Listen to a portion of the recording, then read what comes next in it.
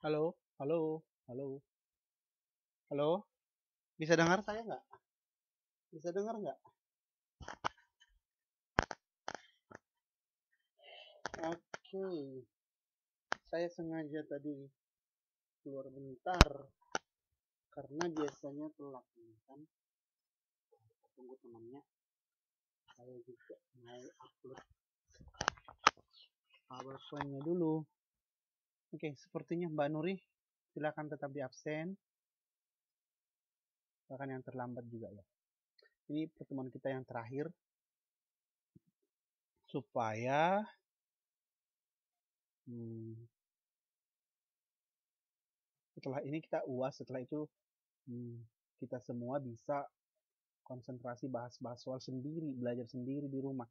Kalau ada yang kurang dipahami nanti bisa ditanya tutor-tutornya. Kalau sosiologi dan sejarah saya ditanyakan. Ya, kalau matematika jangan ditanyakan kepada saya. Nah, nanti saya ajarin yang salah pasti. Oke.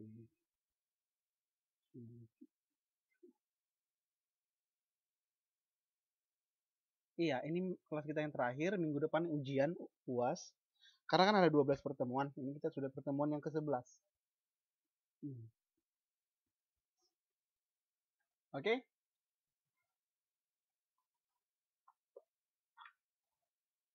Saya rela, saya paham kok kalau kalian nggak mau berpisah dengan saya. Iya kan?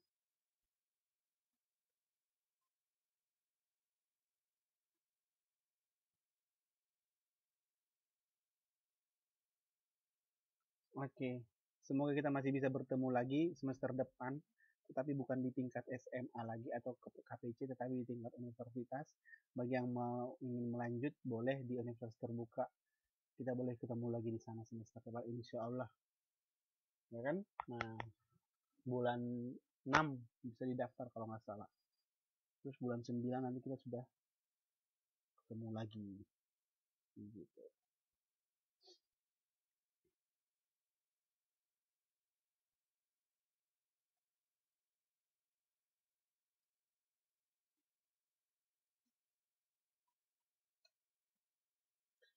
Oke.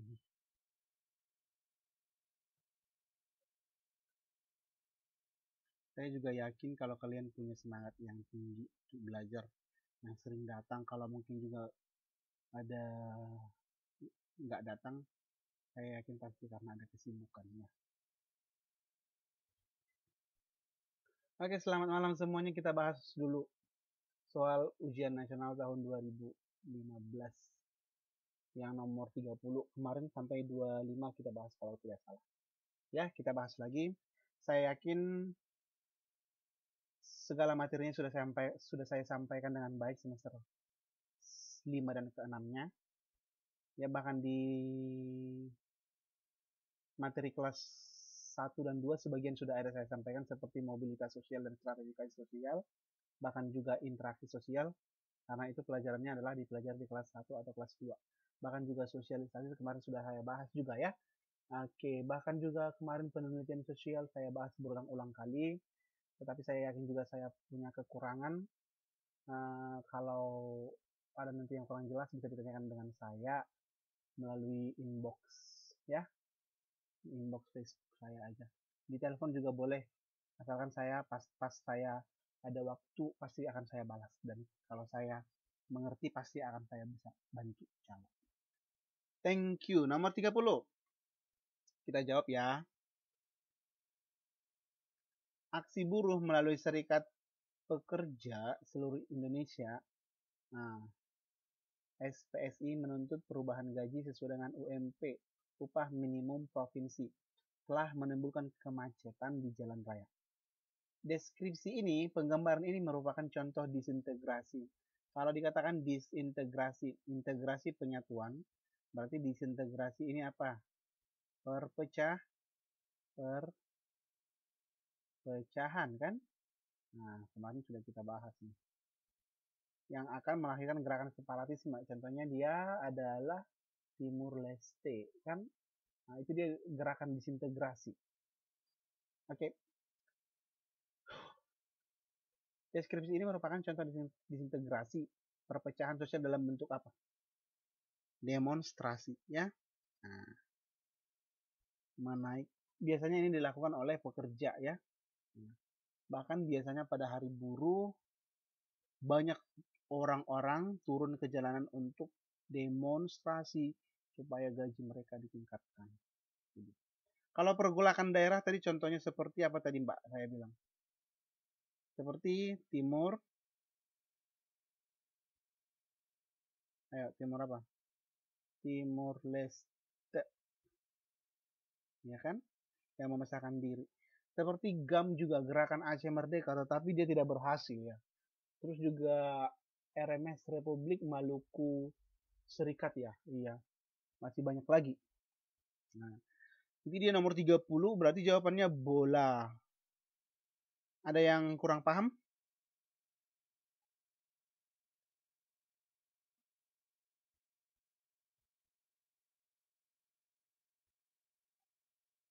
Ya, itu juga termasuk ya.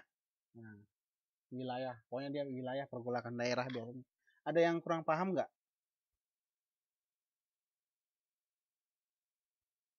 Kalau tidak ada, kita lanjut ya. Nomor 31. Nomor yang pertama, nilai pasrah terhadap keadaan yang ada. 2, kurangnya hubungan dengan masyarakat lain. 3, prasangka buruk terhadap budaya asing. 4, sistem pelapisan masyarakat yang bersifat terbuka. 5, sikap menghargai hasil karya orang lain. Yang termasuk menghambat faktor perubahan sosial. Penghambat ditanyakan. Penghambat perubahan sosial. Yo, ada yang mau jawab nggak? Mbak Mugi A katanya. Ini pasti benar. Ini terus terbuka salah ya. Ini juga 23. Oke. Iya benar. Yang lain sudah muncul belum? Yang lain sudah muncul kan? Mungkin itu masalah sinyalnya, bisa di logout dulu. Bisa masuk lagi login. Ah.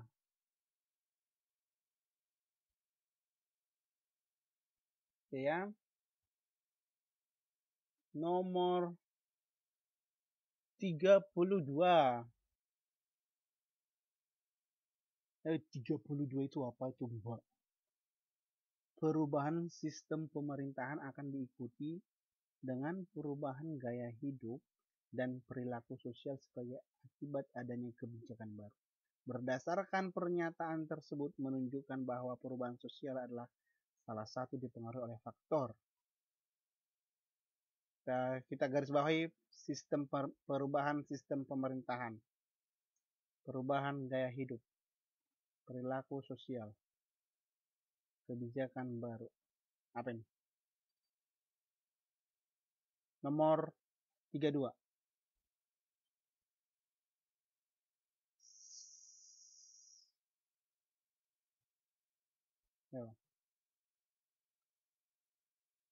Oke, Mbak Nuri bilang D. Bisa tahu alasannya nggak apa? Contohnya. Kalau nggak mau jawab di teks, bisa di telepon saya aja, telepon di lewat suara, atau mungkin lagi sibuk ya. Oke, kalau begitu. Sebenarnya iya jawabannya D. Iya benar, karena yang berkaitan dengan kebijakan baru adalah kepemimpinan. Contohnya, kepemimpinan Soekarno. Dia adalah pemimpin yang berkarisma dan karismatik. Artinya dia sangat semangat sekali, makanya dia disebut sebagai bapak apa dia? Bapak ya? Bapak apa itu? Bapak the founding father kan? Nah, kalau Soeharto bapak pembangunan. Nah, iya bapak proklamator. Oke, benar sekali.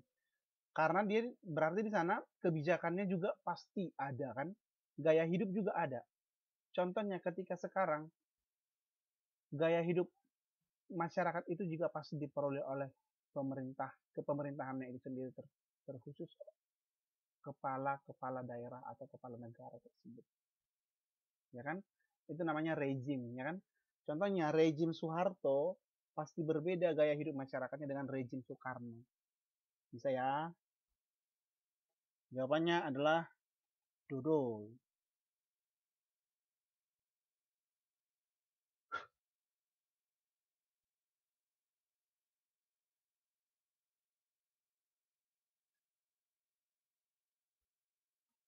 Oke, sekarang nomor 34. 34 ya? Oh, bukan. 33. Ayo, dijawab dulu ayo. 33, 33.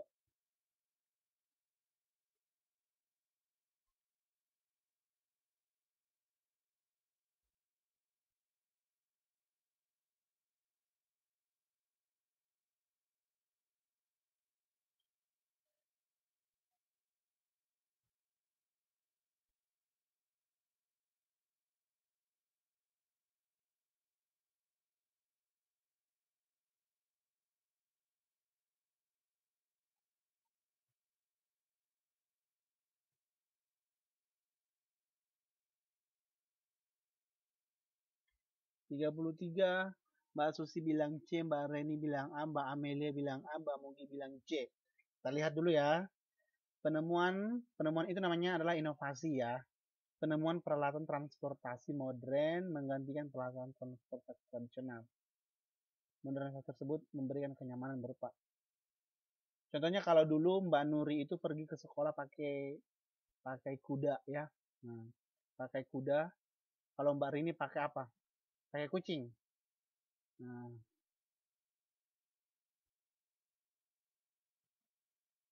kalau Mbak Reni pakai apa?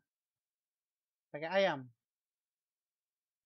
Nah, sekarang udah pakai apa? Kalau sekarang pakai apa? Ke sekolah.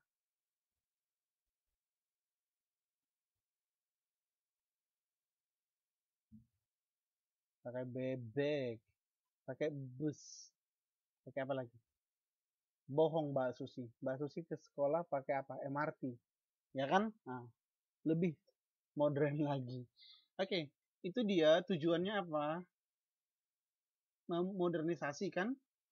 Memberikan kenyamanan berupa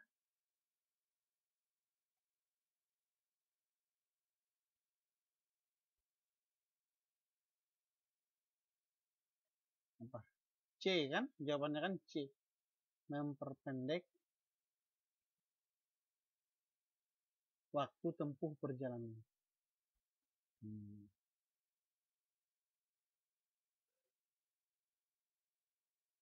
Oke, memperpendek waktu tempuh perjalanan.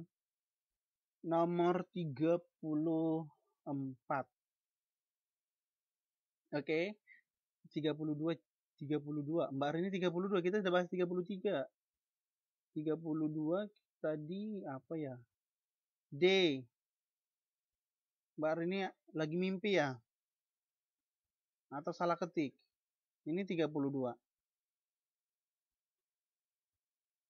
Kita bahas ini sekarang, 33.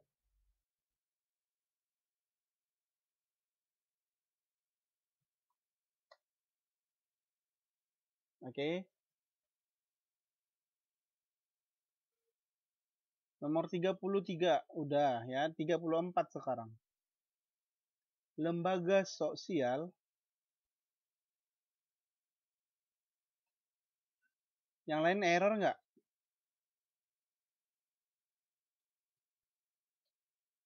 Lembaga sosial seperti lembaga pengadilan, lembaga pendidikan, lembaga utang piutang berdasarkan perkembangan digolongkan enacted institution. Pengertian dari enacted, lembaga yang sengaja dibentuk. Ada nggak sengaja dibentuk? Kemarin sudah kita bahas ini ya. Mungkin lupa ini, pasti lupa. Saya aja dulu waktu SMA menghafalnya ini sangat susah. Tidak perlu dihafal, tapi ingat. Nah, ingat aja. Kan saya kalau tidak salah saya kasih dulu apanya, kata kuncinya. Enacted institution, enacted, ya kan? Enak. garis bawahi aja enak. Terus ini dia enak. Kalau enak-enak biasanya sengaja dibentuk. Nah, ada nggak sengaja dibentuk?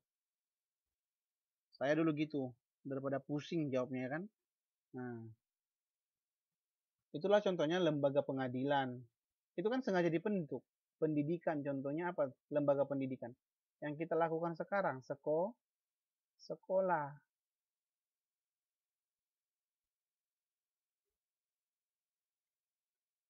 Gitu ya.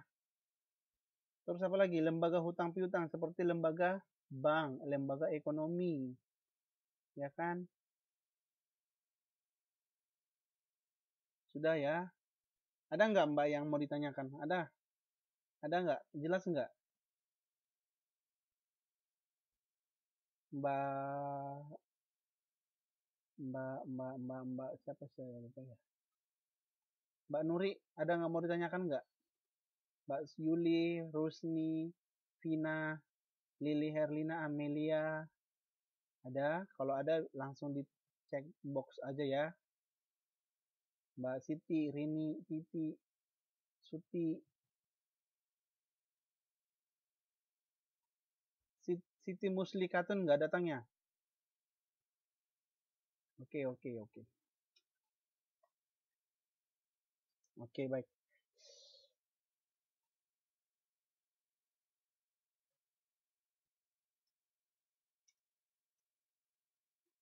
Nomor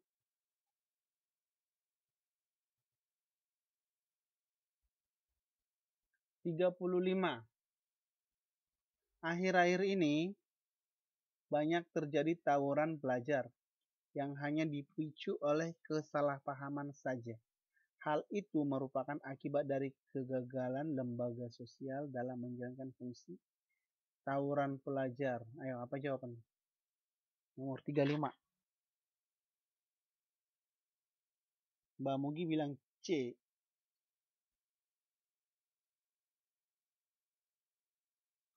Oke, kita lihat dulu. Benar. Melakukan pengawasan. Yang melakukan pengawasan di sini siapa bisa? Tawuran pelajar. Lembaga sekolah. Tapi yang lebih penting itu adalah lembaga dari keluarga. Karena keluarga lah lembaga utama kan. Nah, lembaga yang primer. Keluarga itu harus dapat mengontrol anaknya, orang tua gitu. C. Melakukan pengawasan. Oke, itu dia. Ada berapa lembaga sosial? Saya tanya dulu, ada berapa lembaga sosial? Jenisnya ada berapa? Ayo satu orang sebutkan satu. Lembaga sosial ada berapa? Dua, tambah lagi. Ada berapa?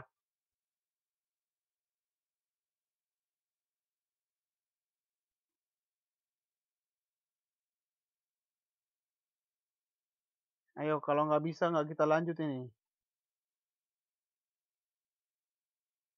Bukan, lembaga sosial. Itu dia pertemuan kita yang kedua. Lembaga sosial itu ada 6 kata Mbak Siti kurang tepat. Mbak Mugi yang benar, 5. Oke, sebutkan yang kelima itu. Masa lupa, ayo. Yang kelima itu adalah 1. Lembaga pendidikan. Terus yang kedua, lembaga hukum tidak ada. Tidak termasuk. Kalau di dalam sosiologi itu dia termasuk ke dalam lembaga. Oke. Yang pertama keluarga, kedua agama, ketiga pendidikan, keempat politik, kelima ekonomi. Jadi lembaga hukum itu masuk ke dalam lembaga politik. Ada 5 tadi kan? Ingat nanti lagi ya fungsi latennya itu apa? Fungsi laten, ya kan? Ada itu nanti. Fungsi nyata dan fungsi tidak nyata. Fungsi yang diharapkan dan fungsi yang tidak diharapkan. Contohnya kemarin itu kalau fungsi laten dari pendidikan, fungsi yang tidak diharapkan dari pendidikan itu apa? Menunda usia dewasa kan? Nah, memperlambat usia menikah karena terus sekolah lupa menikah gitu. Itu kan tidak diharapkan karena di sekolah. Terus menjadi sarana pembangkangan. Contohnya, anak itu sering beralasan bahwa saya mau sekolah katanya, padahal tidak, bolos, gitu ya, bolos. Itulah fungsi lembaga pendidikan yang tidak diharapkan. Lembaga pendidikan itu juga ada fungsi yang tidak diharapkan, yaitu fungsi laten, ya kan? Ada juga fungsi yang diharapkan, ya pasti itu yang baik-baik kan semua kan. Contohnya fungsi lembaga pendidikan yang baik itu adalah fungsi transformasi ilmu pengetahuan dan budaya untuk mengapain apa sih namanya, meningkatkan skill, ya kan?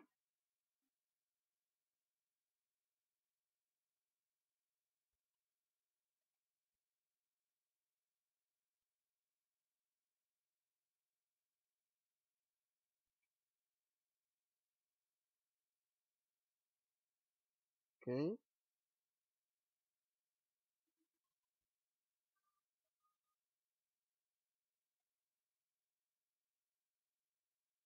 Oke, okay.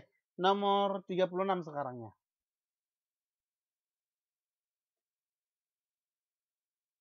36. Ayo silakan dijawab. Perhatikan pernyataan berikut ini. Mempunyai tingkat kekekalan tertentu, memiliki lambang atau simbol, cara bertindak yang tidak mengikat, memiliki tata tertib atau tradisi, mempunyai sistem organisasi untuk individu tertentu. Ciri lembaga sosial. Ingat aja, lembaga pendidikan itu apa cirinya? Atau lembaga ekonomi itu apa cirinya? Apa cirinya? Ayo, nomor 36. Ayo dijawab.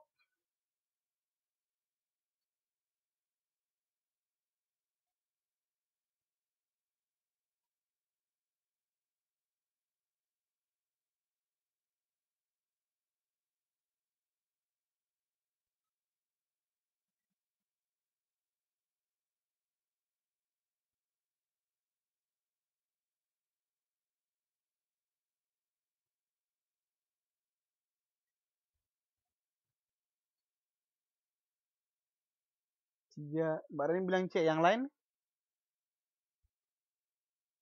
Mbak Nuri bilang C, yang lain yang mana? Amelia, suaranya mana Mbak Amelia? Mbak Lili, mana suaranya? Mbak Vina. 36 katanya C, ada bilang D. Salah kan nggak apa-apa, kita perbaiki nanti. Daripada nggak dipahami nanti ya kan susah. D, B. Kalau salah saya kan nggak marah kan?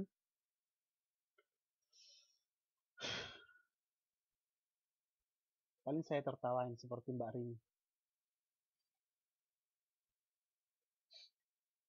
Oke, nomor 30 memiliki lambang atau simbol, ini benar. Lambang simbol pendidikan itu kan Tuturi Handayani. Memiliki tingkat kekalahan tertentu, iya, kekal dia. Tapi 1-2. Terus memiliki tata tertib. Ini kan benar kan? 1, 2, 4. Ada bilang B tadi ya.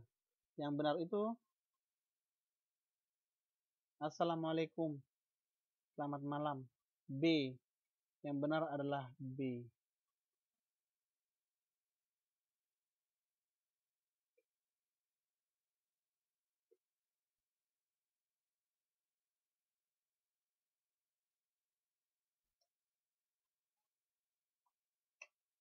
Oke. Oke, nomor 36 B ya.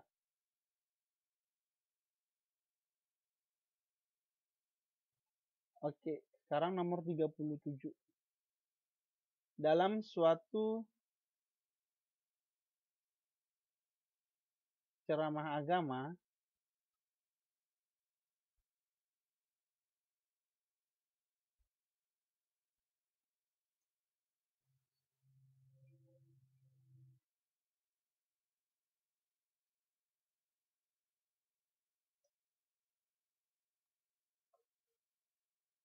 Dalam suatu ceramah agama, seorang ustadz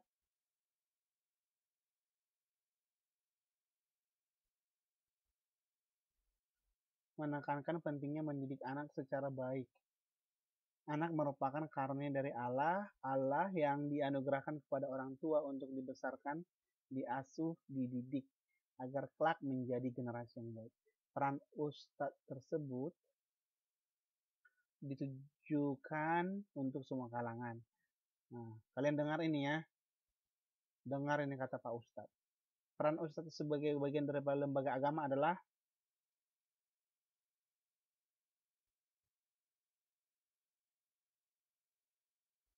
ceramah agama. Ustadz menekankan pentingnya mendidik anak secara baik, karena anak adalah karunia dari Allah.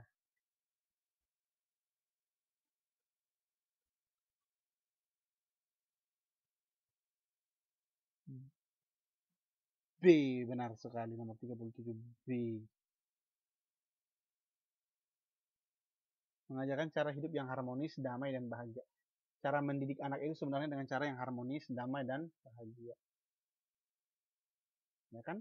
Karena kan yang ditanyakan kan ini kan penting, yang intinya kan ini kan mendidik anak.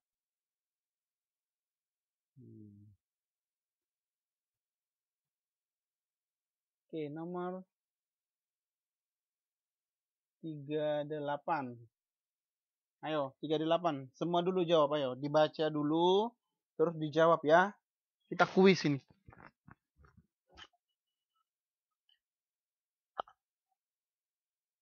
38.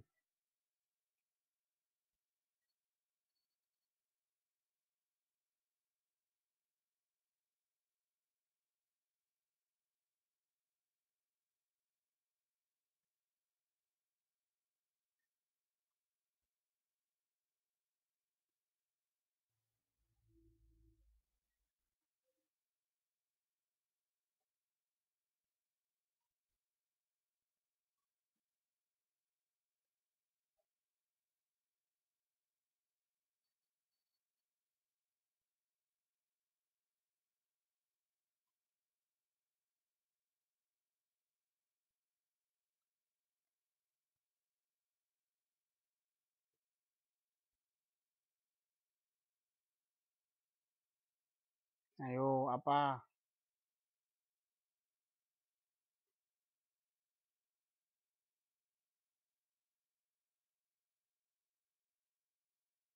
Sekali, alhamdulillah.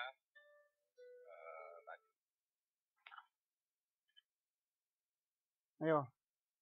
Selamat malam. 38 apa? 38 B. Oke, kebanyakan B ya. Peranata ekonomi lahir pada saat orang mulai melakukan barter secara rutin, membagi tugas, dan mengetahui adanya konsensus. Oke, peranata ekonomi atau lembaga ekonomi bertujuan untuk iya B, terpenuhinya kebutuhan pokok, ya kan? Nah,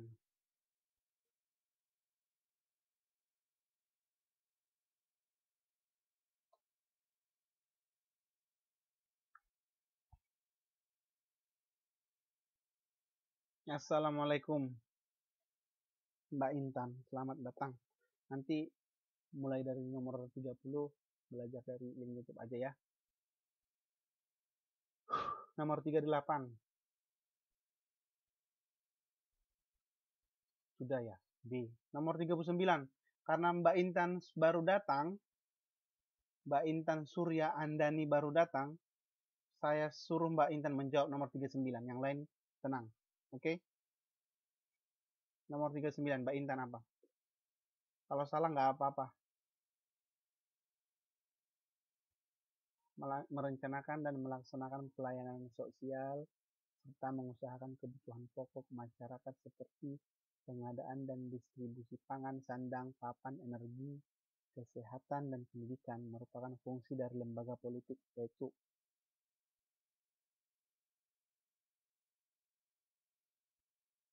ayo Mbak Intan, kita tunggu jawaban Mbak Intan ya. Intan Surya Andani. Jawabannya apa?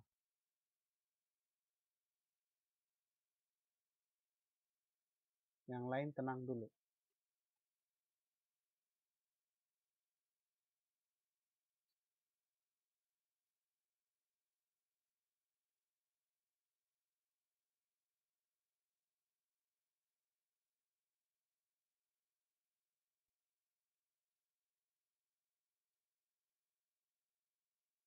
B.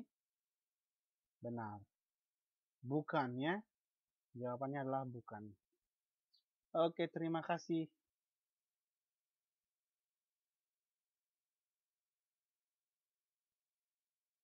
Nomor 40. Perhatikan beberapa fungsi berikut. Oke, terima kasih Mbak Siti. Siti Muslikatun K. Baru join ya? Karena Mbak Siti Muslikatun baru join, Mbak Siti Muslikatun jawab nomor 40 ya. Ayo. Ayo dijawab nomor 40. Siti bukan Siti Widiawati. Siti Muslikatun K.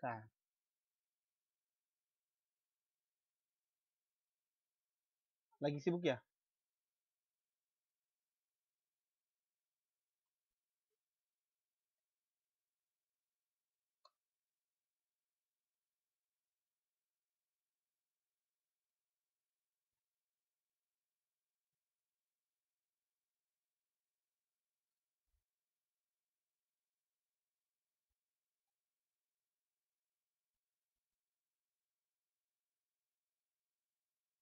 Oke.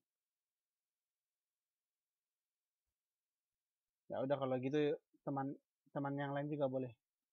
Nomor 40. Perhatikan beberapa fungsi berikut. Sekolah menunda proses perkawinan.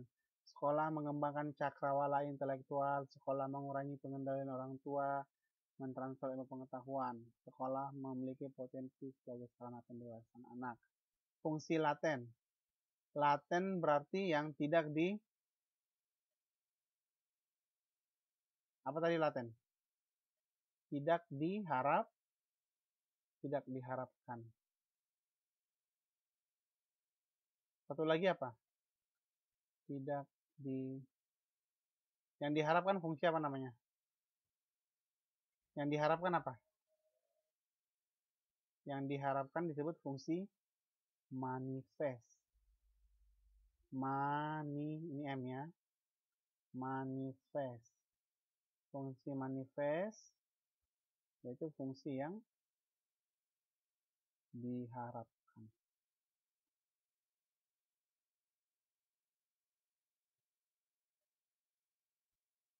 Oke. Ini dia tidak diharapkan. Sekolah menunda proses perkawinan. Yakin? Kan di sekolah juga belum menikah. Oke.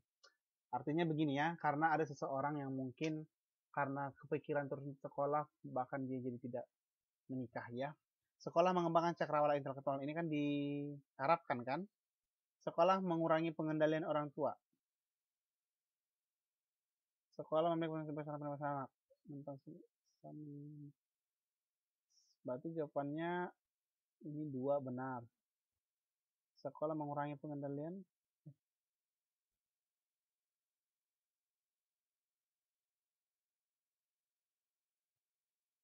Laten 1.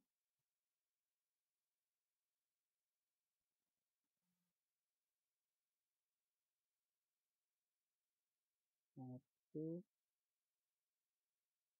2, 4. Oke, iya A. Ya. Nomor 41. 41 sekarang. Perhatikan pernyataan berikut. 1. Membentuk kepribadian anak sesuai harapan orang tua. 2. Membiasakan kepada anak untuk membereskan tempat tidurnya. 3. Memberi perlindungan kepada seluruh anggota keluarga. 4. Mengajarkan anak untuk memiliki sikap disiplin. 5. Memenuhi kebutuhan ekonomi anak. Yang merupakan fungsi sosialisasi dalam keluarga. Sosialisasi dalam keluarga berarti dia sosialisasi primer. Sosialisasi yang pertama sekali diterima oleh anak dan juga sosialisasi yang utama. Ya kan? Ayo. Mbak Nuri bilang B ya, nomor 41. Membentuk kepribadian anak sesuai dengan harapan orang tua, ini benar. Membiasakan anak untuk membersihkan tempat tidurnya. Fungsi ini kan memenuhi kebutuhan anak, ini pasti ya. 5 kan? Ayo. Sudah salah ya? 3. Memberi perlindungan kepada seluruh anggota keluarga. Nomor 2 ini kan enggak. Membiasakan kepada anak untuk membersihkan tempat tidurnya. Saya nggak pernah disuruh membersihkan tempat tidurnya. Nggak pernah disuruh orang tua. Ya kan? Karena apa? Karena juga mau dipakai juga malamnya gitu. Nah, jadi kan itu kan bukan fungsi yang paling utama kan? Yang paling utama yang diajarkan orang tua itu, yang paling utama fungsi dalam keluarga itu adalah kita dibiayai kan, makan ya kan? Ada nggak di sini yang nggak dibiayai makan? Baru lahir udah cari sendiri, bayi kecil cari sendiri makanannya, enggak kan? Inilah dia yang kelima, memenuhi kebutuhan ekonomi anak. Perlindungan juga kan, nah, dijaga. Bahkan itu Mbak Nuri sekarang lagi memberikan perlindungan anak kepada anak orang lain gitu. Itulah dia dalam keluarga itu pentingnya bahwa proteksi itu sangat penting. Perlindungan itu sama dengan proteksi. Oke. Jawabannya berarti 1, 3, 5. Cantik. Yang cantik siapa tadi? Banyak kan tadi yang cantik. Yang lain belum cantik ya. Oke. Nomor 41 saya kira sudah jelas. Nomor sekarang 42. Ayo. Ini ya, dibaca dulu yang ini. Perhatikan daftar tabel berikut ini. Daftar nilai ujian kenaikan kelas pelajaran sosiologi kelas 11 IPS. Ini dia nilai. Ini dia frekuensi. Ini dia keterangan.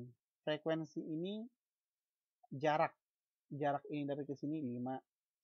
Nah, interval lah ya. Nilai 65 berapa orang? Ada 5 orang. Nilai 75 nilai 10 orang. Nilai 85 ada 15. Nilai 95 ada 10. Jumlahnya ini sama dengan N. Modus 85. Modus itu apa sih sebenarnya? Mbak Widiawati Siti bisa nggak jawab?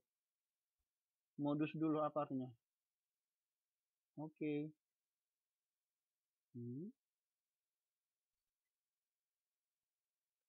Oke, dengan siapa ini? Oke, terima kasih. Benar sekali, terima kasih. Oke, modus adalah, iya Mbak, modus adalah nilai yang paling sering muncul. Kalau min itu adalah nilai rata-rata kan? Oke, berarti di sini kalau kita cari minnya dulu, kita cari dulu minnya ya.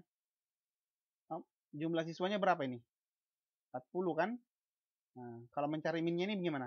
65 ditambah 75, ayo ditambahkan dulu. Mana kalkulatornya? Ditambah 85 ditambah 95. Berapa semua jumlahnya ini? Siapa tahu nanti ujiannya ditanyakan yang min atau rata-rata. Ayo berapa jumlahnya ini? Sama dengan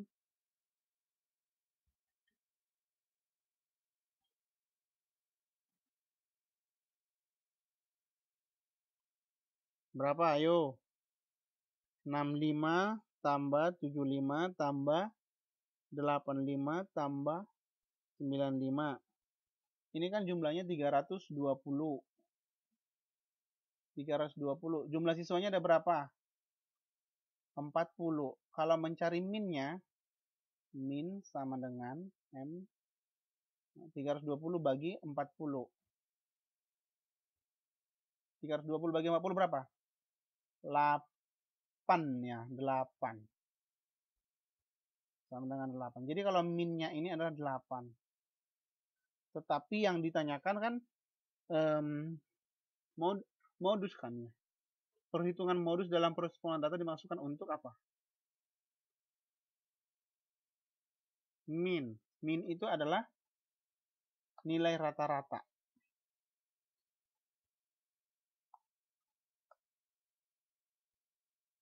Yaitu cara mencarinya dia dijumlahkan semua. Oke, Mbak Nuri mungkin salah tangkap apa yang saya katakan. Benar, Mbak Nuri. Tapi yang kita ini tadi tidak ada ditanyakan di soal sebenarnya. Siapa tahu akan ditanyakan. Yang ditanyakan di soal ini perhitungan modus dalam prosedur pengolahan data dimasukkan untuk apa? Apa tadi modus? Mbak Nuri sendiri kan yang jawab tadi kan. Modus tadi nilai yang sering muncul. Berarti jawabannya apa? C.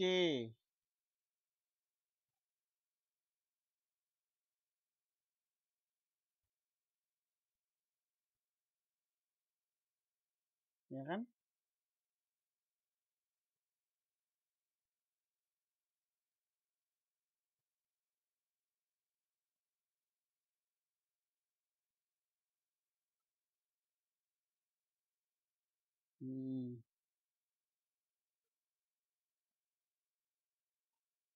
Nomor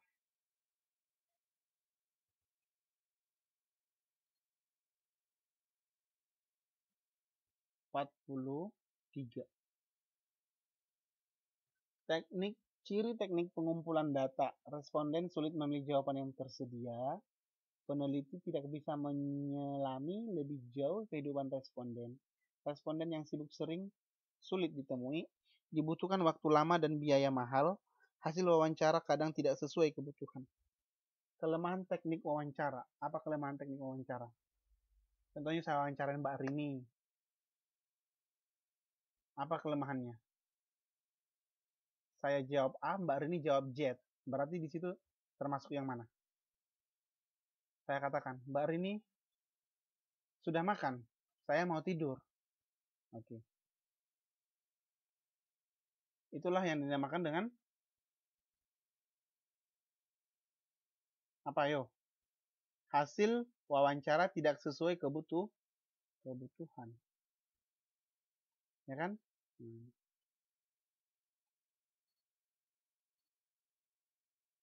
Mbak Rini, apa kabar? Saya mau makan, gitu ya. Itulah dia kekurangan wawancara. Saya tanyakan. Terus dibutuhkan waktu lama dan biaya mahal yang ditemui. Karena Mbak Rini adalah seorang artis, maka Mbak Rini sangat sibuk, ya kan? Nah, jumpa pers, terus syuting, ya kan?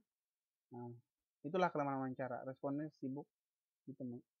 Dibutuhkan waktu lama dan biaya mahal. Nah, saya dari Hualien menjumpai artis Taipei gitu ya. Nah, saya harus pesan train, pesan busnya lagi ya kan. Nah, gitu. Hanya ingin menjumpai seorang artis yang bernama Rini. Ternyata saya juga ke Taipei mewawancarai artis tersebut. Saya tanyakan apakah sudah makan. Jawaban saya mau tidur karena artis yang saya wawancara itu lagi capek sekali baru siap manggung ya. Oke. Itulah dia kelemahan teknik wawancara berarti E 345.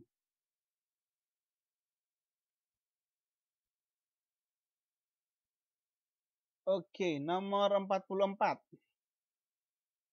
Seorang siswa memperoleh data mengenai jumlah pengurus RW dari gambar yang tertera pada kantor RW. Berdasarkan cara memperolehnya, maka data tersebut termasuk data dari gambar. Ini kan dari gambar, ingat ini, dari gambar. Data apa itu?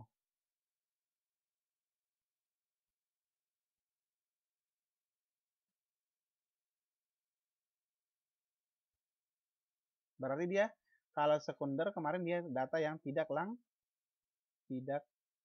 langsung.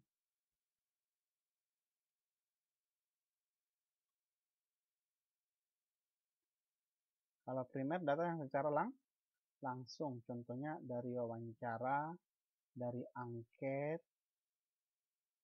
dari media bukan, observasi ya. Nah, kalau data internal itu adalah data dari dalam data kita sendiri, contohnya hasil pemikiran sendiri. Oke. Ini tidak ya. Tidak perlu dibahas yang itu. Nomor 45. Seorang peneliti melakukan kajian mengenai keberhasilan program wajib belajar 9 tahun di 5 provinsi Pulau Jawa tahun 2011. Peneliti membagi 3 zona barat, tengah, dan timur. Untuk memperoleh pengelompokan data berdasarkan deskripsi tersebut, maka cara pengambilan sampel yang digunakan. Oke, seorang peneliti melakukan kajian mengenai keberhasilan program wajib belajar 9 tahun di 5 provinsi. Ada katanya 5 provinsi. Penelitian membagi 3 zona barat. Kita buat aja zona Jawa Barat, Tengah, dan Timur. Oke, berarti dia apa ini? Area sampling. Ataupun wilayah.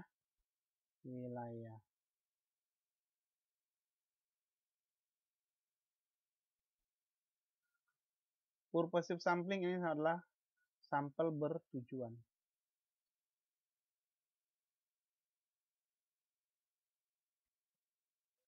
Random adalah sampel yang dilakukan secara acak.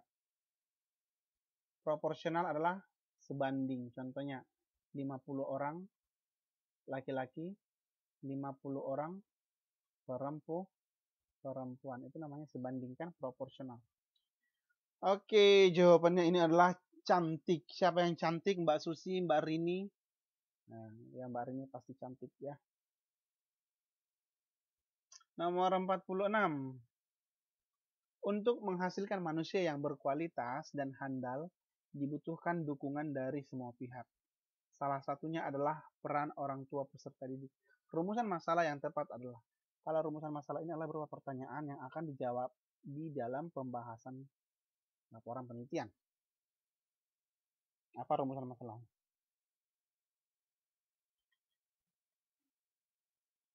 Ayo, dijawab dulu. Kalau salah nggak apa-apa kok. Kita juga kan sama-sama belajar. Tidak ada yang manusia yang pintar, yang sempurna maksud saya. Tidak ada yang sempurna kan? Gak apa-apa dijawab dulu. Ada yang bilang yang lain ayo, yang lain.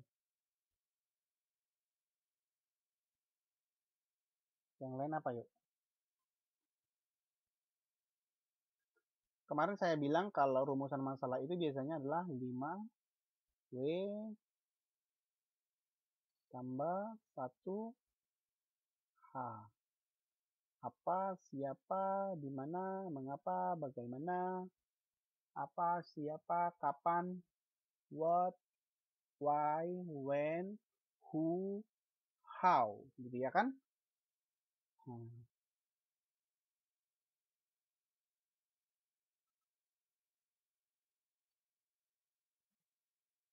Untuk menghasilkan manusia yang berkualitas, dibutuhkan dukungan dari semua pihak. Jawabannya adalah ayamnya A. How, ya kan?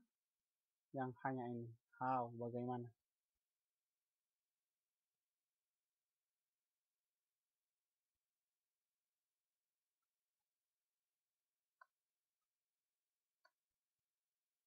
Nomor 48. Oh, 47. 47. Judul penelitian. Mbak Rini harus benar ini, karena ada selebritis di sini. Judul penelitian, pengaruh pencitraan diri melalui media massa terhadap tingkat popularitas selebritis.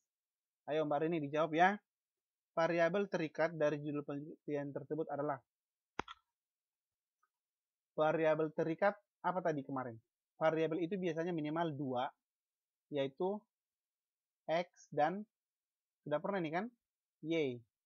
Kalau 4 dia ada dia X1 atau X2 terhadap Y1 atau Y2. Pengaruh A terhadap B. Nah, itu A-nya X, B-nya Y. Pengaruh menikah dengan memiliki anak. Menikah variabel X, memiliki anak Y. Kalau pengaruh menikah dan memiliki anak terhadap mendidik anak serta merawat anak. Berarti itu kan sudah pengaruh X1 X1 X2 terhadap Y1 Y2 kan? Nah, kalau di sini dia pengaruh pencitraan diri. Ini dia X-nya terhadap melalui media massa. Terhadap tingkat popularitas selebritis. Ini dia Y. Terikat biasanya yang mana? Terikat yang X kan? Berarti yang mana X di sini? Nah, Mbak Rini benar sekali. Ini dia nampak selebritisnya kan? Pasti benar sini Mbak Rini. Terima kasih Mbak Rini.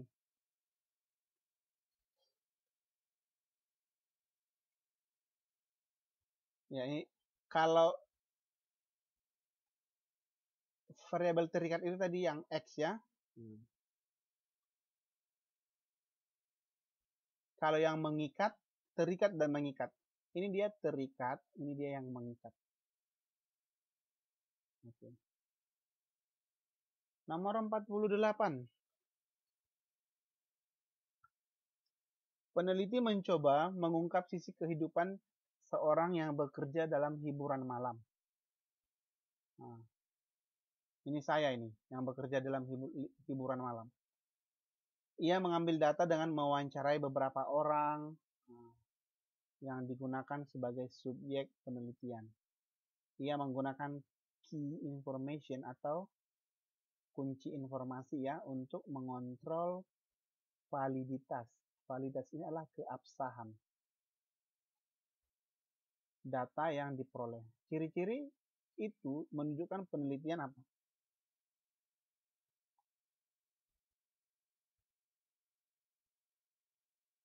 Mewawancarai tadi katanya.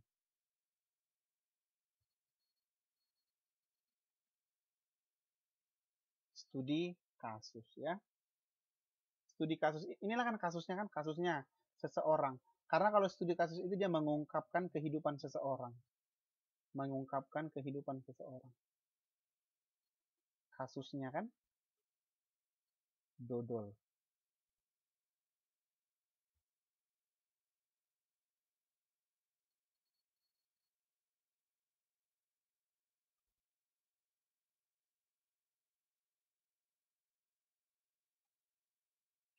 D.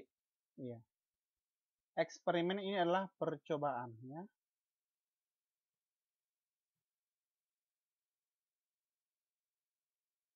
Expose, mengekspos, menggali.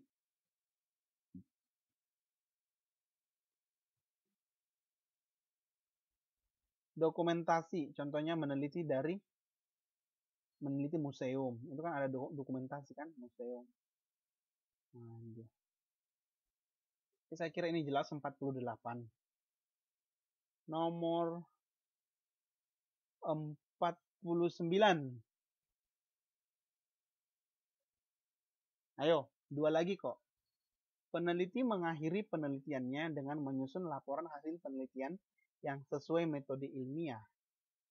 Laporan hasil penelitian sangat penting artinya bagi pengembangan pengetahuan dan kepentingan masyarakat karena laporan hasil penelitian sangat penting artinya bagi pengembangan pengetahuan atau kepentingan masyarakat karena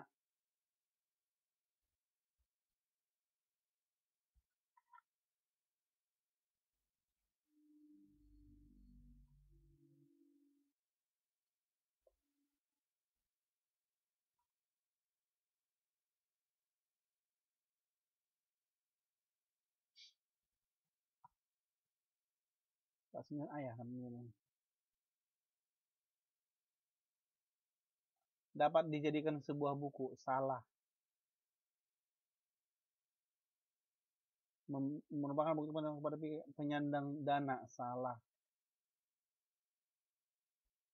Menilai metodologi, salah. Untuk apa nilai metodologi kan?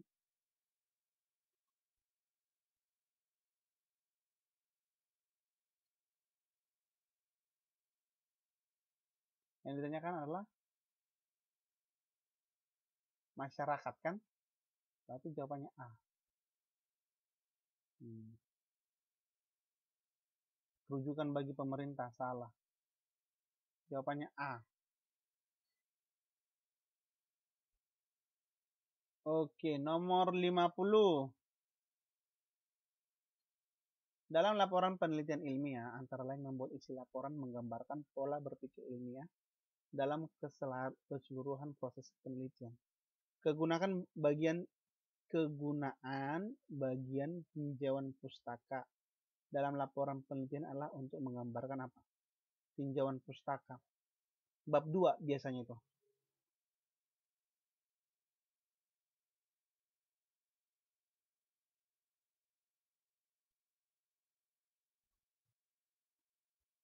Kalau metode ini dia enggak, bab 3 ini.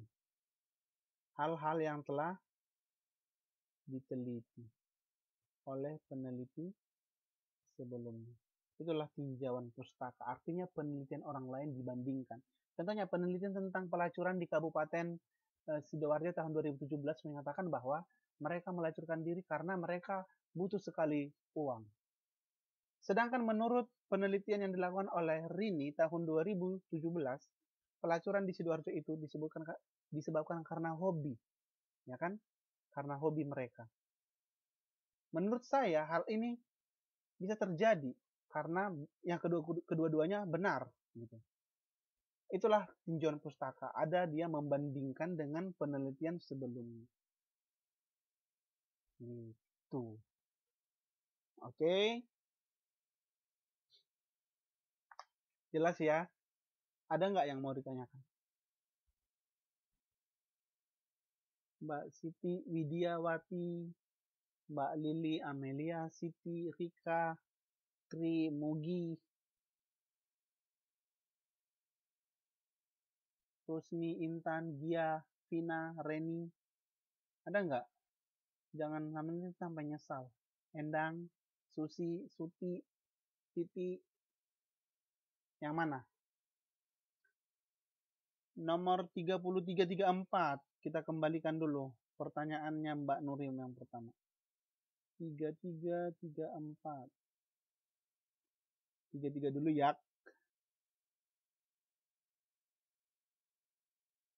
Oke, silakan dicatat pertanyaannya, diketikkan aja di situ, nanti saya jawab semua. 33, saya jawab satu-satu dulu. Penemuan peralatan transportasi. Kalau penemuan itu Mbak Nuri namanya adalah inovasi kan? Inovasi itu dibedakan dua, ada discovery, ada invention. Invention itu adalah penemuan yang sudah diakui, contohnya radio, telepon. Discovery adalah penemuan yang belum diakui, contohnya robot, ya kan? Kemarin sudah kita bahas itu. Penemuan transportasi modern menggantikan tradisional. Contohnya dulu Mbak Nuri pergi ke sekolah menggunakan kuda. Kalau sekarang menggunakan motor. Hal tersebut tentunya semakin nyaman kan? Nah, berupa apa? Memperpendek waktu tempuh perjalanan.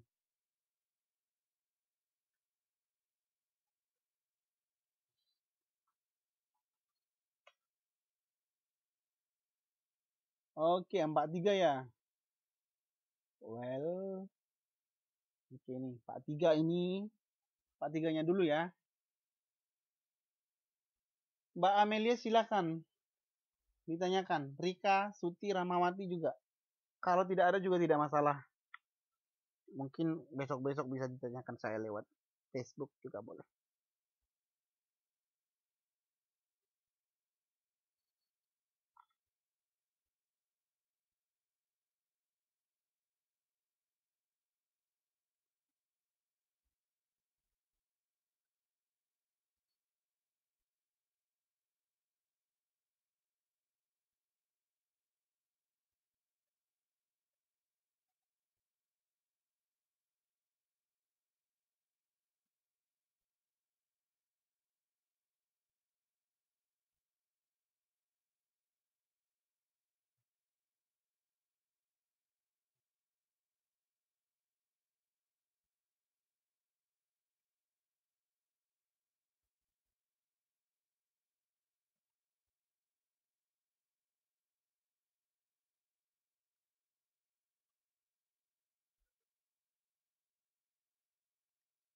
Oke, sekarang nomor 44 ya Mbak Nuria.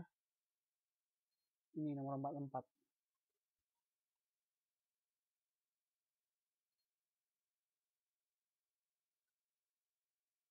Oke, nanti saya kirim link soal-soalnya ya. Ingatkan saya nanti. Kalau mau saya kirim nanti, ingatkan saya.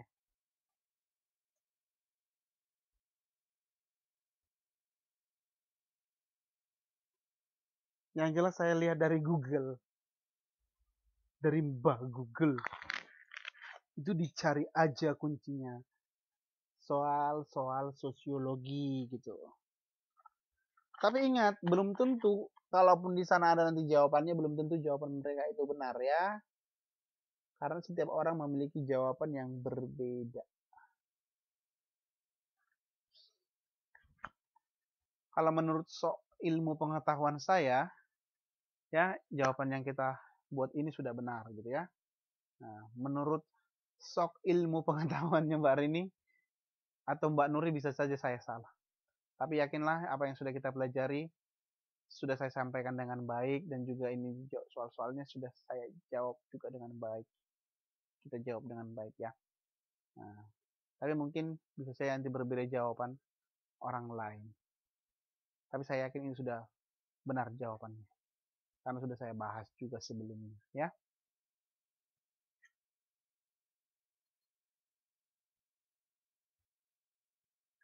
Oke, kalau tidak ada, inilah pertemuan kita yang terakhir. Atau mungkin pertemuan kita di online yang terakhir untuk selama-lamanya. Ya kan? Siapa tahu nanti sudah tamat ya kan?